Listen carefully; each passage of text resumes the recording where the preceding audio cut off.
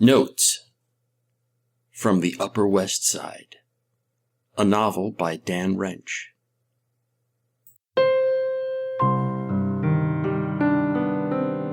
Chapter 86. Aha! So there.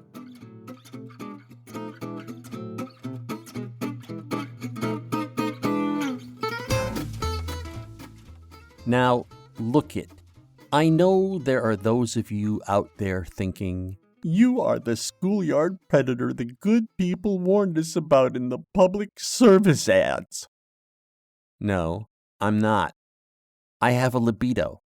You have a libido. The difference between us is I'm telling you what's in mine while you have the luxury of sitting there pretending your sex fantasies are little stories of you politely asking some affable pork chop if she's single and wants to grab a coffee.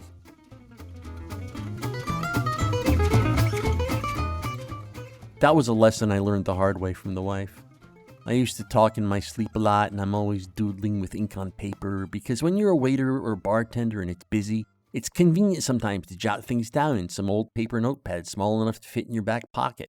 And it ends up a habit, and next thing you know, you're jotting down all kinds of crap. Your to-do list, your ATM pin, ideas for what to get the wife for her birthday so she won't mind so much when you don't eat her cunt.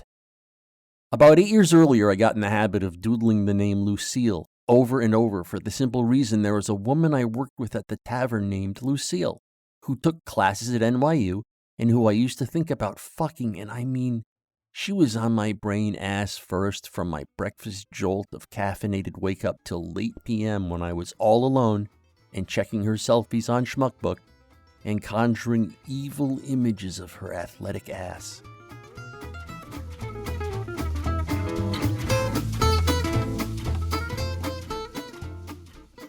I built this one mental epic where the wife has a terminal illness and Lucille comes to the house one day to keep it from going to waste. Then she spreads her cheeks and takes out a butt plug. To make room, she says. Oh yeah, Lucille, with the high-heeled sneakers.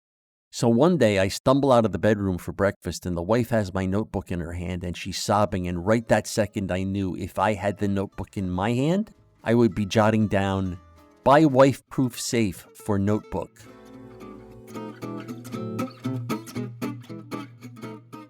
So now you want to fuck Lucille, she demands. This was before we had kids, so we could pretty much say fuck anytime we wanted. I tried to sound all suave and calm and spin up some excuse out of the brain's concoction centers, but it turns out the wife has been hearing me say the name Lucille in my sleep.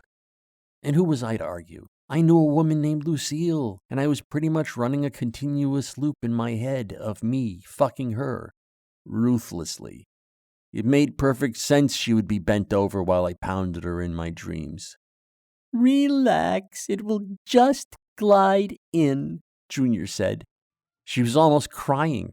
You said, Lucille, relax, it will just glide in. You want to cornhole that little cunt with the fuck me pump sneakers? Well, I hope you lube her up good first, you motherfucker.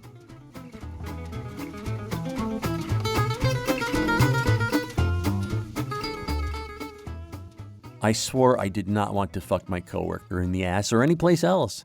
And the doodle Lucille, a major coincidence. I told Junior I liked making the cursive loops of the 3 L's and the E. It was gratifying to me both visually and manually. She didn't buy it. It was pretty obvious I wanted to ball Lucille and that doing her in the Greek fashion preoccupied my restless animal spirits.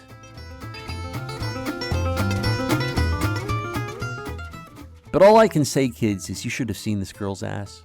Round as a jawbreaker with a gape like an open door. I felt really guilty for about 3 days before I talked it over with my then therapist, who was this short guy named Atom Selsa. Atom had a jolly face and bullet-shaped head, and he never wore a tie, and if you passed him on the street, you might mistake him for a plumber or a bricklayer. He heard me out, and then he said really simply and with no facial expression, "Do you think or do you not that your wife has fantasies about men who are not you. Of course. The wife was probably draining Dream Pipe all night long. The only difference between me and her is I talk in my sleep and she doesn't. So I went right home and told her off. I don't think I actually used the words aha or so there, but it was an aha so there moment. She whimpered and complained that I seemed to get all my so-called insights after coming home from sessions with Dr. Selsa, but she really couldn't argue the point without claiming she had no sex epics of her own she was running in her head, and we both would have known that was horseshit. And now I'm saying it to you. You don't like that I fantasize about boning a stepdaughter? The difference between you and me is, you know my moderately kinky sex epics, while your despicable and morally outrageous perversions remain a secret. Aha! So there.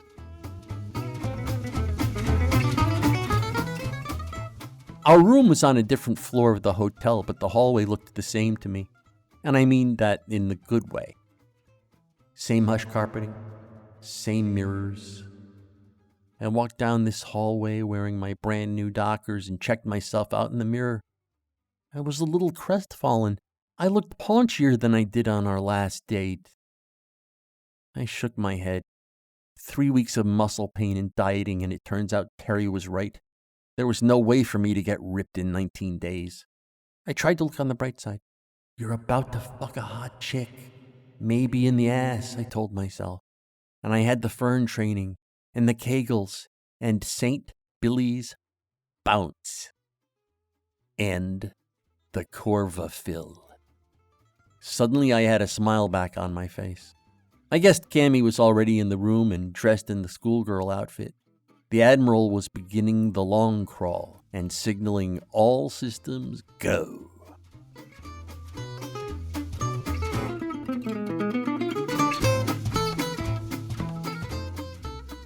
And the bright side was even brighter. Cammy wanted to fuck me for some reason. I only vaguely knew it had to do with me being older and her being into that. Plus, I never bragged to her on the phone about how buff I'd gotten, so she wasn't expecting me to look any better than I did the last time we almost fucked. Why don't you just have fun? It was Parp's voice in my head. You're thinking too deductively. Think inductively. You're starting with nothing. You're going in and you're going to do something with your cock and a hot chick. Take it for whatever it turns out to be and give it a name later.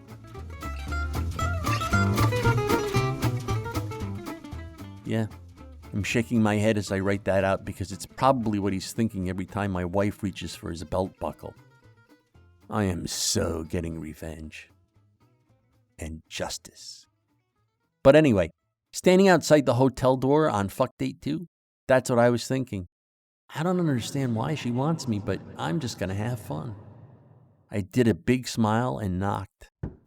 Hello? From the inside. It's Daddy. Just a sec. Then, Okay, I'm ready. You can come in. I swiped the card and opened the door. She was standing at the mirror, smearing red lip gloss on her lips. When she saw me in the reflection, she did a really good, oh fuck, I'm busted look. You gotta love theater sluts.